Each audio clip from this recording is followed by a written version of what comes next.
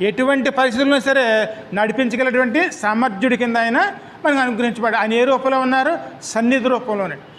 ఈరోజు మన మధ్యన ఉన్నాం ఖచ్చితంగా. ఈరోజు మనం ఎవరి మధ్యన ఉన్నాం? మనం ఆయనలోనేనండి. ఎందుకంటే ఈ సన్నిధే యేసయ్య అండి.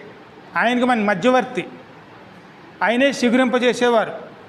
ఆయనలో నిలకడగా ఉన్నామనుకోండి, చెయ్యి పట్టి ముందు చెయ్యి ఎందుకు తడతాడు? చెయ్యి పట్టుకుని అది నడిపించేవాడు. కష్టం ఉందా, ఇరుకులు ఉన్నాయా, ఇబ్బందులు ఉన్నాయా, ఇవన్నీ తట్టి అంటే నేనున్నాను అని మన ధైర్యం చెప్పి మన నడిపిస్తారండి. అలా అనుగ్రహించబడిన వారే యెహోవా ద్వారా యేసయ్యండి. ఇప్పుడు ఆయన ఉపయోగించుకున్నాం అనుకోండి, ఖచ్చితంగా మనం ఎక్కడికి వెళ్ళగలుగుతాం? దేవుని ఇంట్లోకండి.